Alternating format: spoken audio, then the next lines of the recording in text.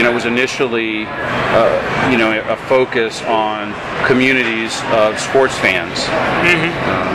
We've subsequently found a better business opportunity focusing on other communities, namely cities, geographic communities, and that's our primary focus today. Okay. So tell me a little bit more about what iFan does, though. How does it kind of bring those communities together? Well, iFan, our objective is really built around the fact that a community of people want to communicate, they want to conduct commerce, and they want to converse and socialize when they're on the go, and they want to do that around areas of common interest, and they want to do it in a way that's very contextual. So all that's very abstract, but what it really means is when you're on your way to a basketball game, right? Or when you're on your way to a play, you're on your way to go mountain biking. The things that you want to be aware of, the communications you want to have, are all related to the thing you're about to go do. You want to know who else is available to go mountain biking. You want to know where you can stop to eat after you're done. You want to know who's got plans for that evening, or you want to know if anybody's been on that trail before. And so creating a platform that would facilitate that kind of on-the-go, right-now community interactivity was really the goal.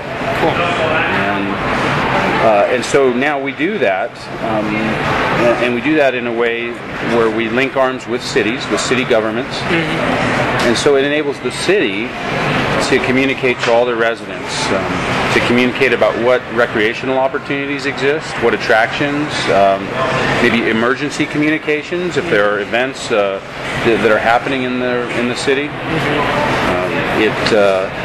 It allows the citizens to communicate with one another, to find other citizens who are of like mind and are what's happening in the city or who wants to get together and go do things. And it allows the local ecosystem, the businesses, right, to communicate with the citizens as well. What deals are going on, what events are happening, what sales. Cool. So do you provide information to merchants and stuff then as well, or is it more like a customer based?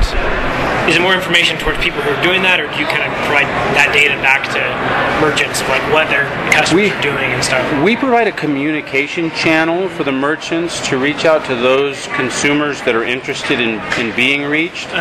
We don't provide information back to the merchants. Okay. So most merchants we find are interested in the communication. They're not interested in managing data. Okay. Right? So as a consumer, it's valuable if you like Joe's Pizza Shop.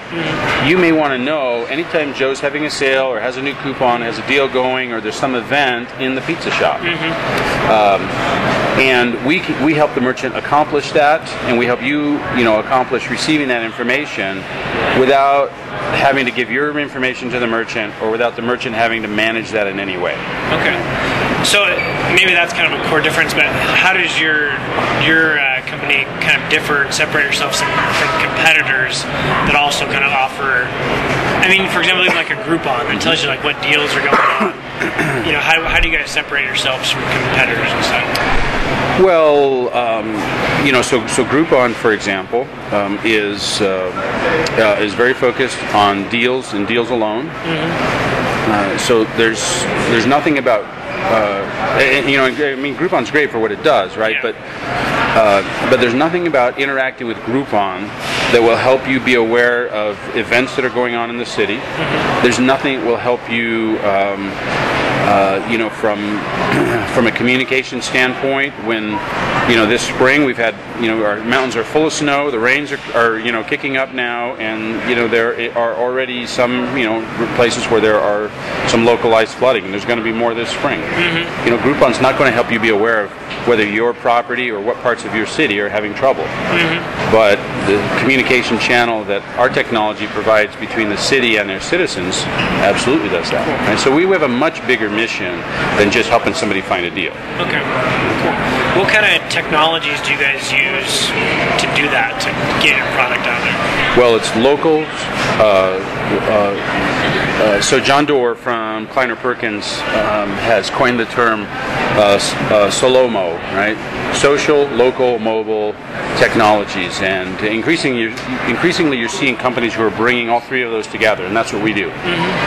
It's location-based, it's socially aware, and it's consumed on a mobile device. So what kind of growth have you had so far with iFan, and where do you see the company being in 5 years? Well, with we had a major pivot last fall where we turned our attention to cities as opposed to communities of sports fans or other things, other types of communities, and that change has brought us tremendous traction. We launched our first city